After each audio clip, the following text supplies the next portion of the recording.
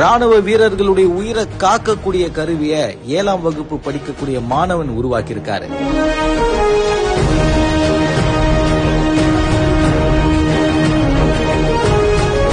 இது கண்ணி வெடியை கண்டுபிடிக்கிற நவீன ஷூ. இது ஒரு மெட்டல் டிடெக்டிங் மாடியூலையும் ஒரு MQ3 கேஸ் சென்சாரையும் வச்சு செய்யப்பட்டது. இதை ப்ரோக்ராமிங் பண்றது மூலயமாக இது சுற்று வட்டாரத்தில் ஒரு 3 மீட்டர் அளவிலான கண்ணி வெடி பதிக்கப்பட்ட இடத்தை நம்மளுக்கு தெரிவிச்சிடும்.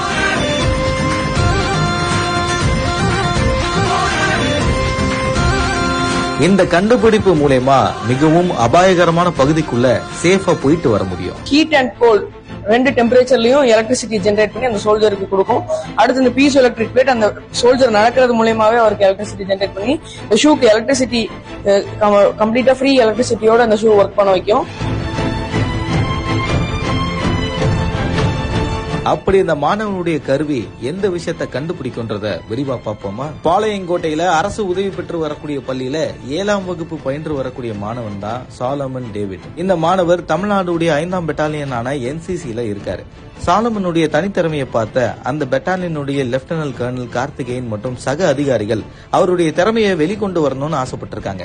அவங்க கொடுத்த ஊக்கத்தின் பேர்ல இப்போ சாலமன் டேவிட் கண்டுபிடிச்ச ஒரு கண்டுபிடிப்பு இந்த உயிர் காக்கக்கூடிய காலனி.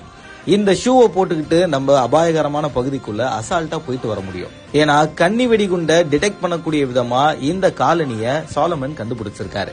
ராணுவ வீரர்கள் அபாயகரமான பகுதிகளுக்கு போகும்போது கன்னி வெடி எங்க இருந்தாலும் அது தெரியாது. ஆனா இந்த ஷூவை போட்டிருந்தா 3 மீட்டர் தொலைவிலேயே அந்த கன்னி வெடியை இந்த ஷூ டிடெக்ட் பண்ணுமா.